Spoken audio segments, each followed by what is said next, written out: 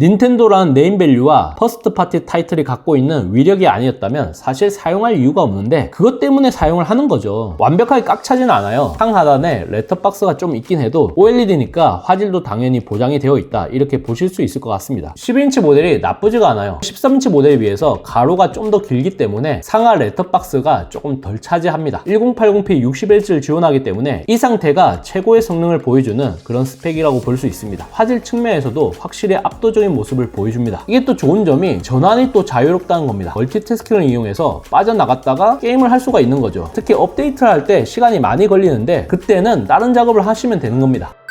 안녕하세요, 비트크입니다. M4 아이패드 프로 가격이 비싸긴 해도 모든 면에서 업그레이드가 이루어졌습니다. 물론 하드웨어 스펙을 다 활용하기 힘든 아이패드 OS가 탑재된 게 상당히 아쉽긴 해도 매우 만족하면서 사용하고 있는 중입니다. 11인치와 13인치 모델 모두 투스틱 텐덤 구조의 OLED가 탑재되면서 끝판왕 수준의 디스플레이 화질이 적용되었습니다. 밝기, 명암비, 시야각, 색영역까지 모든 측면에서 드라마틱한 개선이 이루어지면서 유튜브, 넷플릭스, 디즈니 플러스와 같은 OTT를 시청할 때 그야말로 신세계라고 할 만한 감흥을 주는 최고의 모바일 기기라고 할 수 있습니다. 하지만 이것만으로는 조금 아쉬울 수 있습니다. 만약 여러분들께서 닌텐도 스위치나 플스5와 같은 콘솔 게임기를 갖고 있다면 M4 아이패드 프로를 마치 외장 모니터처럼 사용하는 게 가능합니다. 사실 이게 가능한지는 좀 됐습니다. 아이패드 OS 17이 나올 때부터 이게 가능했거든요. 닌텐도 스위치 오리지널 모델은 6.2인치, OLED 모델이 7인치입니다. 이게 무려 7년 전에 나온 모델이기 때문에 요즘에 출시된 UMPC와 비교하면 화면이 좀 작은 편이에요. 화면도 크고 화질도 더 좋은 M4 아이패드 프로의 디스플레이로 즐기는 게 더 좋습니다. 사용 방법은 생각보다 간단하지만 다음과 같은 준비물을 갖추고 있어야 합니다. 첫 번째는 M4 아이패드 프로입니다. 두 번째는 닌텐도 스위치, 세 번째는 USB Type-C 외장 캡처 카드입니다. 네 번째는 매직 키보드입니다. 이건 꼭 필요한 건 아니지만 있으면 좋습니다. 다섯 번째는 겐키 스튜디오 앱이 필요합니다. 생각보다 많은 준비물이 필요해서 조금 당황하실 수도 있는데 너무 걱정하실 필요 없습니다. 저 비트크와 함께 왜 이런 준비물이 필요한지 차근차근 살펴보도록 하겠습니다.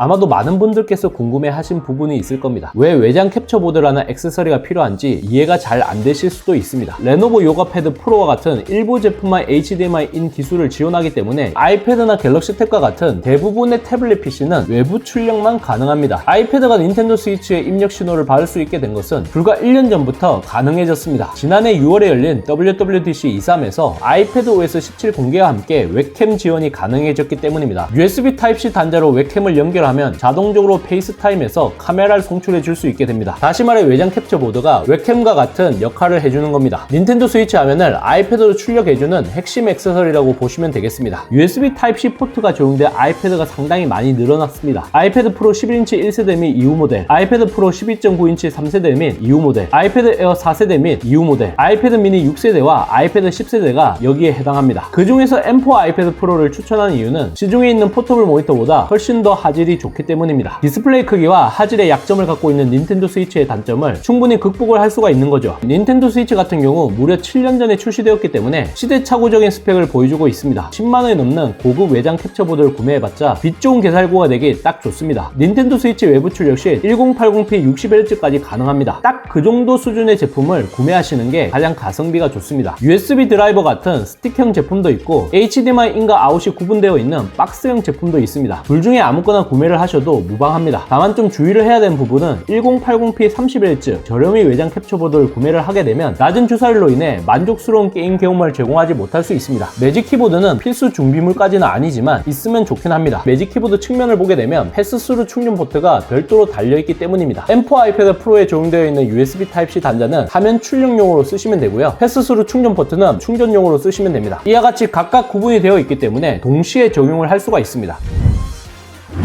많은 분들이 궁금해하시는 게 바로 연결 방법이 아닐까 싶습니다. 닌텐도 스위치, 외장 캡처보드, M4 아이패드 프로 과연 어떤 식으로 연결하면 될까? 이게 많이 궁금하실 거예요. 닌텐도 스위치는 독에 꽂아놓은 상태로 놓아주시면 됩니다. 후면에 보면 HDMI 케이블을 꽂을 수 있는 단자가 있습니다. 여기에 이제 꽂아주시고요. 전원 공급은 따로 해주시면 됩니다. HDMI 케이블 반대편을 캡처보드와 연결해 주셔야 하는데 HDMI 인에 꽂아주셔야 합니다. 다음으로 외장 캡처보드에 기본적으로 동봉되어 있는 USB Type-C 케이블을 꽂아주셔야 합니다. USB Type-A AAA 방식의 이 포트는 캡처보드와 연결해 주시면 됩니다. 나머지 한쪽을 연결해 주셔야 되는데 한쪽 부분은 USB Type-C가 돼야 됩니다. 그렇게 되지 않으면 젠더를 또 연결을 해 주셔야 돼요. 좀 번거로워질 수 있기 때문에 이건 체크를 해 주시면 되고요. USB Type-C 단자로 연결해 주시면 돼요. 매직 키보드가 이렇게 장착되어 있기 때문에 패스스루 충전 포트에 이렇게 연결해서 충전까지 동시에 진행을 하도록 하겠습니다. 아이패드 충전을 하지 않은 상태에서도 사용을 못하는 건 아닙니다. 배터리 소모가 계속되면서 게임을 할 수가 있어요. 장시간 동안 게임을 할 생각이라면 어떻게 충전할지 고민을 좀 해주셔야 합니다. 만약 매직 키보드가 없다면 독이나 젠더 같은 액세서리를 이용하는 것도 방법입니다. 닌텐도 스위치는 배터리 충전을 해놓는 게 좋습니다. 아이패드에 비해서 닌텐도 스위치의 배터리 사용 시간이 상당히 짧기 때문에 닌텐도 스위치라도 전원 공급이 이루어져야 합니다. 페이스타임 이거를 실행을 하게 되면 닌텐도 스위치 화면이 출력된 것을 확인할 수가 있습니다. 좌측에 보면 전화번호도 보이고요. 화면 비율도 너무 확대되어서 보이고 좌우 반전이 되어 있는 그런 모습을 보여주고 있습니다. 이게 닌텐도 스위치가 웹캠처럼 인식되면서 이와 같은 문제가 발생한 거라고 보시면 되는데요. 이걸 해결해주는 앱이 있습니다. 애플 앱스토어에 보면 테스트 플라이트라는 베타 테스팅 앱을 제공합니다. 이 상태에서 캡처 프로를 받아주시면 됩니다. 아이패드 OS 18 베타 버전을 다운로드 받으신 분들은 아마 실행되지가 않으실 겁니다. 저와 같은 문제를 겪은 분들은 겐키 스튜디오 앱을 다운로드 받으시면 됩니다. 아이패드 OS 18 베타 버전에서도 완벽하게 지원을 합니다.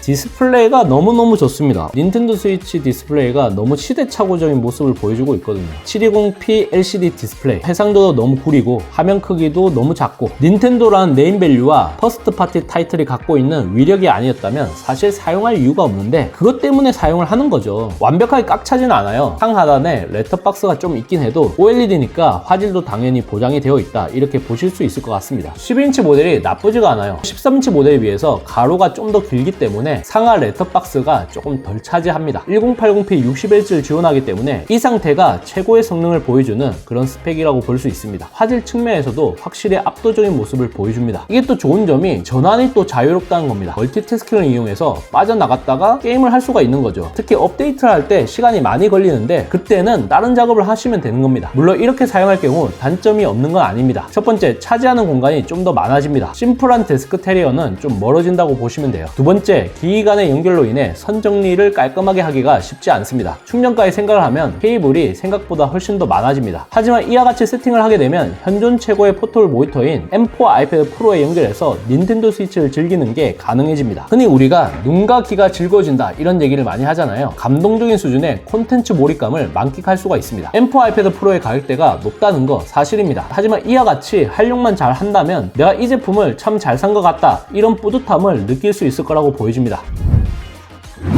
이번 영상을 본 여러분들의 생각은 어떠신가요? 잘 보셨다면 좋아요, 구독, 알림 설정 부탁드립니다. 테크요정 비티크는 다음 영상에서 찾아뵙도록 하겠습니다. 고맙습니다.